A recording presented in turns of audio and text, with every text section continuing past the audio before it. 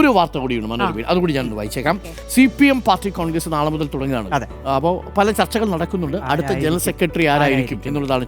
കേരളത്തിൽ നിന്ന് അവസാനത്തെ ജനറൽ സെക്രട്ടറി ആരാണെന്ന് അറിയുമോ? EMS ആണ്. കേരളത്തിൽ നിന്ന് പോയത്. പ്രകാശ് കാരാട്ട് മലയാളിയാണെങ്കിലും അത് ഡൽഹി ഘടകത്തിൽ നിന്നാണ് വന്നത്. അപ്പോൾ ജനറൽ സെക്രട്ടറിയായി MA ബേബി വരുമോ എന്നുള്ളതാണ് ചോദ്യം.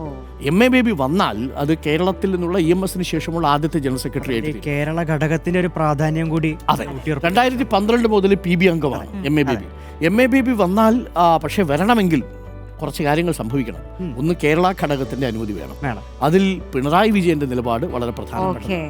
പിണറായി നിലവിലുള്ള സാഹചര്യത്തിൽ MA ബേബി എൻഡോഴ്സ് ചെയ്യുമോ എന്നുള്ളതാണ് പ്രധാനപ്പെട്ട ചോദ്യം. എന്തായാലും ഈ വിഷയത്തിൽ പത്രം പറയുന്നത് CPM പാർട്ടി കോൺഗ്രസിന് നാളെ മധുരയിൽ കൊടിയുരുമ്പോൾ ഉന്നത നേതൃനിരയിൽ കേരള ഘടകം കൂടുതൽ പ്രാതിനിധ്യം പ്രതീക്ഷിക്കുന്നു. EMSന് ശേഷം കേരളത്തിൽ നിന്ന് ജനറൽ സെക്രട്ടറി ഉണ്ടാകുമോ എന്ന വലിയ ചോദ്യത്തിന് മധുര ഉത്തരം നൽകും. 2012 മുതൽ PBയിലുള്ള MA ബേബിക്ക് പിറന്നാൾ സമ്മാനമായി ഇത് ലഭിക്കും. കാര്യം MA ബേബിയുടെ പിറന്നാൾ ഏപ്രിൽ 5-ാം തീയതിയാണ്.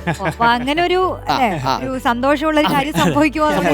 പാർട്ടി കോൺഗ്രസ് അവസാനിക്കുന്നത് ഏപ്രിൽ 6-ാം തീയതിയാണ്. അപ്പോൾ 5-ാം തീയതി പിറന്നാളാണ്. അപ്പോൾ അതുകൊണ്ട് പിറന്നാൾ സമ്മാനമായി MA ബേബിക്ക് അത് കിട്ടുമോ എന്നുള്ളതാണ് പ്രധാനപ്പെട്ട ചോദ്യം.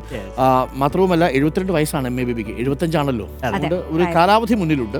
ബേബി ജനറൽ സെക്രട്ടറി ആയാൽ കേരളത്തിൽ മറ്റൊരാൾ കൂടി PBയിലേക്ക് വന്നേക്കാം. EP ജയരാജന് സാധ്യതയുണ്ടെങ്കിലും 75 വയസ്സിന് തൊട്ടടുത്തെത്തി എന്നൊരു പ്രശ്നം നേരിടുന്നുണ്ട്. കേന്ദ്ര സെക്രട്ടേറിയറ്റിലുള്ള മലയാളിയായ വിജു കൃഷ്ണനും സാധ്യതയുണ്ട് എന്നാണ് പത്രം റിപ്പോർട്ട് ചെയ്യുന്നത്. മറ്റേ കാർഷിക സംരക്ഷണത്തിൽ വളരെ ഊർജ്ജസ്വലനായി പങ്കെടുത്ത നേതാവാണ്.